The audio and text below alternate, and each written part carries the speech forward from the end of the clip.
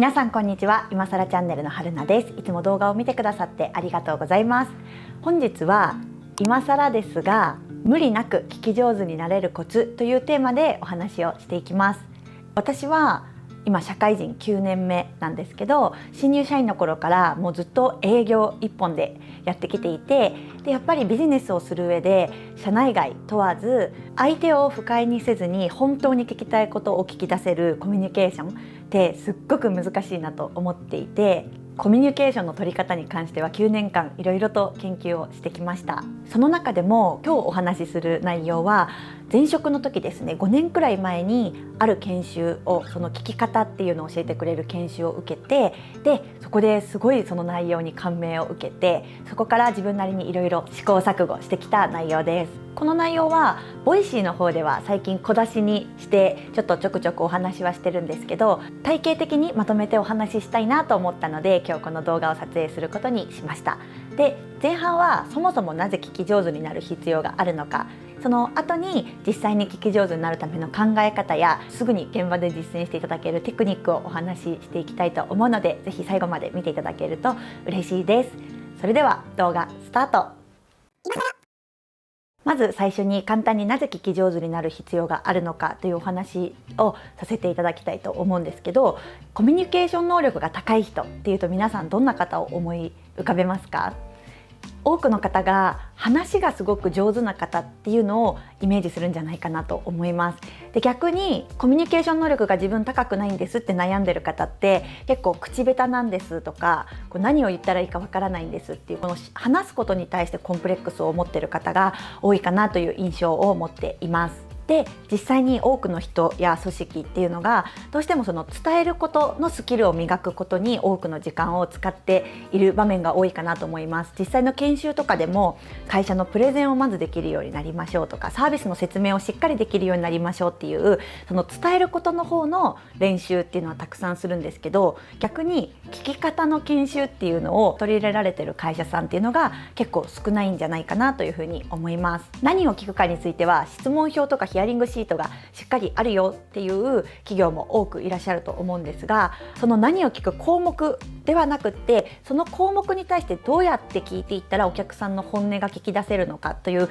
聞き方の観点でしっかり研修があるよとか教育がされてるっていう企業は割と少ないんじゃないかなというふうに思います。コミュニケーションっていうのは自分が話したいことを話すのではなくて、相手が聞きたいことを正確に理解して、で相手のレベル感、その話をどれぐらいまで知ってるのかを理解して、でそれを踏まえて自分の考えを伝えることだと思うので、話すことの前に必ず聞くことっていうのが入ってくるのが正しい順序だと思うので、この話すことの前にまずは聞くことの方のスキルを学ぶことが大事だなというふうに私は考えています。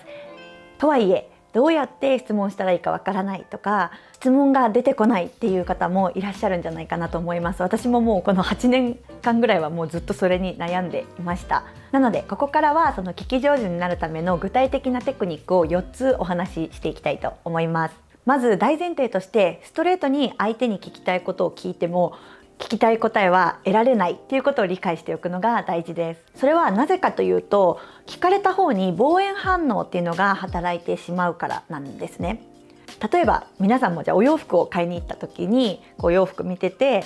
いかにもやる気満々の店員さんが近寄ってきて、何かお探しですかって言われると、あ、大丈夫ですとかって言って正直に自分が今探しているアイテムとかは答えないことの方が多くないでしょうか。私はそういうふうに言われると結構大丈夫ですありがとうございますみたいに言っちゃうこと本当に多いです。でこれはまさに売りつけられたくないとか、後で断りづらくなっちゃうみたいな防衛本能が働いているからなんですね。これが、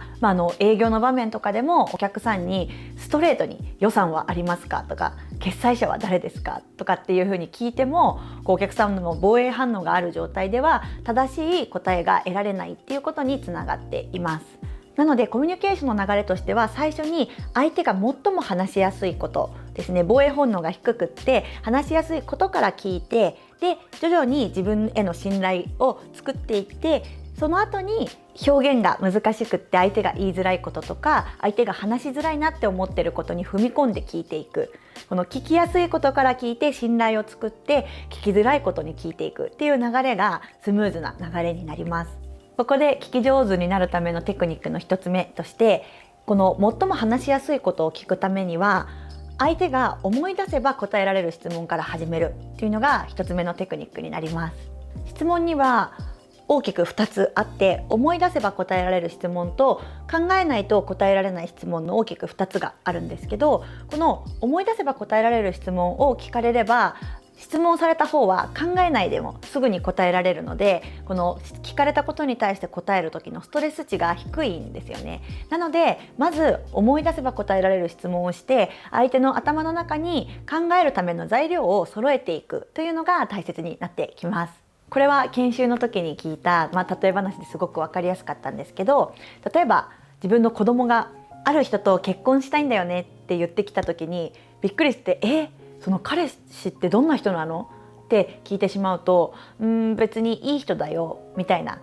感じになってしまうと、それは考えないと答えられない質問になってしまって、さらにあんまりうかつなことは言えないのでそれがストレスになってしまって、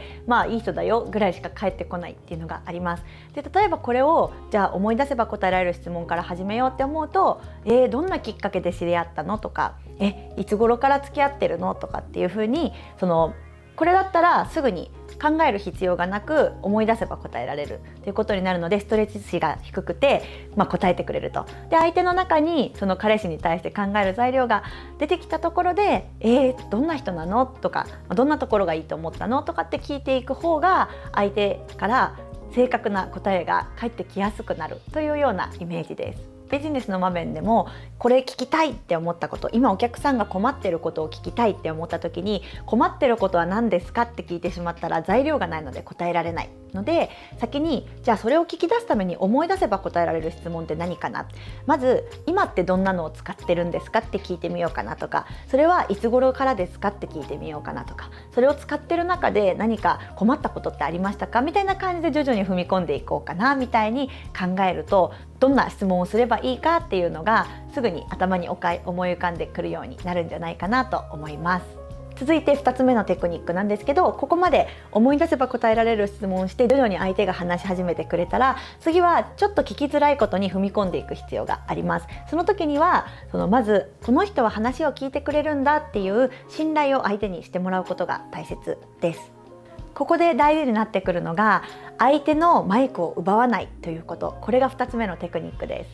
話にはイントロとサビがあって、サビまで聞くことが大前提になります。でもこれ結構イントロの段階で相手のマイクを奪ってしまうっていうことがビジネスだと多くの場面で起こってるんじゃないかなと思います。カラオケだったらイントロの時から手拍子したりとか楽しんでますよっていう雰囲気を相手に見せて、相手が気持ちよくサビに行けるようにアシストするようなことあると思うんですけど、これも会話の時にも大切っていうことですね。例えば週末あの映画見に行ったんだよねっていうイントロが来た時に、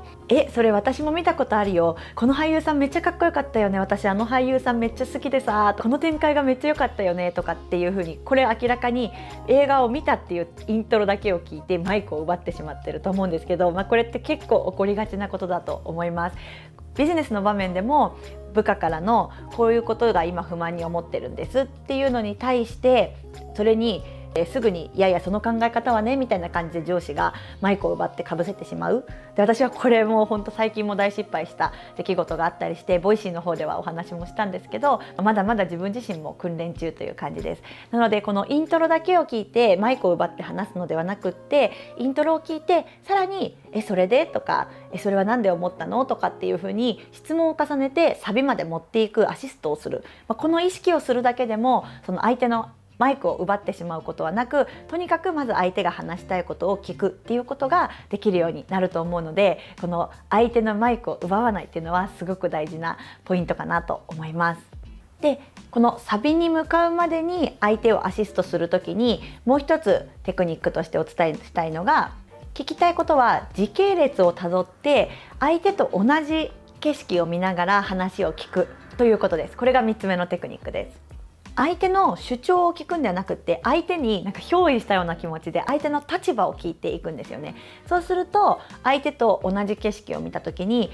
なんかここをイメージできないなっていうのがあれば、それをまたさらに聞いていくっていう風にして、自分も相手と同じ景色を見て一緒にそれを解決していこうとしてるんだよっていうのが相手に伝わりやすくなります。で、簡単にその過去に一緒に舞い戻れる質問として、私もよく使っているのは、いつ頃からですかっていう時期ですね。で、そうするとヒュンってその時に一緒に戻って話が聞けるし、きっかけは何ですかっていうと、またそれを始めた時の最初に一緒に舞い戻れる。あとは、何々さんはこちらの会社でお長いんですかとか、こちらの職種、こちらの部署でお長いんですかっていうふうに聞くと、簡単に相手の経歴を過去に舞い戻っていくことができたりします。このいつ頃からですか、きっかけは何ですか、あとお長いんですか、私本当によく使っている質問集ですね。はい、でここまでで思い出せば答えられる質問から始めて、過去に舞い戻ってマイクを奪わずに一緒に聞いてくれて、いよいよサビになると思うんですけど、ここで聞きづらいことを聞く時のテクニックとして、人は理由があると答えやすくなるっていうテクニックです。人に何かを頼んだり質問するときに、〇〇してもらえませんかとだけ言うよりも、〇〇なので〇〇してもらえませんかという方が承諾されやすいっていうテクニックですね。これはとある研究で、コピー機の順番待ちをしている列に割り込ませてもらおうっていう時に、先にコピーを取らせてもらえませんかって言うと、これは承諾率は 60% だったと。理由がないですよね。なんでだよって思ってしまいますよね。で、これに急いでいるのでコピーを先に取らせてもらえませんかっていうと、承諾率が 94% になると。もうすごいですよね。34% もアップしています。で、面白いのがここからで、コピーを取らなければならないのでコピーを取らせてもらえませんかって言った時にも、その承諾率が 93% だったっていうデータが出ています。どうでしょうか。このコピーを取らなければならないのでって全然理由になってないじゃんって思うんですけど、こうなのでっていうのがあった方がやっぱり人は承諾しやすいっていうのが、この研究の結果からわかるかなと思います。なので、依頼する時に大切なのは理由の内容よりも理由があるかないかの方が大事っていうことですね。この理由で言うと、例えばより良い提案をしたいのでもう少し御社の課題を聞かせてくださいっていう風につけるとか、誤解のないように今までの経緯をもう一度教えていただいていいですかとか、何かあった時のためにこの部分も教えていただいてもいいですかとか、参考までにここについても教えていただけていいですかとか、本当にその理由っていうのは簡単でいいので、質問するときに理由をつけてから質問するっていうのを訓練していくと、これはすごくスムーズにコミュニケーションが取れるようになりますね。実際に今私も営業チームのメンバーと一緒に打ち合わせに入って、それのフィードバックをしたりもするんですけど、やっぱり理由がなく相手に聞いたときに、それってこういう意図の質問で合ってますかみたいなことになりがちなんですよね。で、そうするとちょっとコミュニケーションギクシャクしてしまうので、こういう理由で教えていただいていいですかっていうと、すごくスムーズになるっていうのを現場でもいっぱい成功体験を作っているところです。これは本当に簡単でメリットは大きいので、やってみていただきたいテクニックです。はい、以上テクニックを4つお話ししました。改めて振り返ると、1つ目が思い出せば答えられる質問から始める。で、2つ目が話し始めたら相手のマイクを奪わない。で、3つ目が時系列をたどって一緒に過去に前戻って同じ景色を見ているように話を聞いていく。で、4つ目が質問をする前に理由をつけるです。本当に私自身も全然できてるわけではなくって、すごくそれを今意識しながらコミュニケーションの練習をしているところなので、一緒に頑張りましょう。はい、今回も最後まで見ていただいてありがとうございました。皆さんからのコメント、高評価、チャンネル登録、本当にいつも励みになっています。ありがとうございます。また次の動画でお会いしましょう。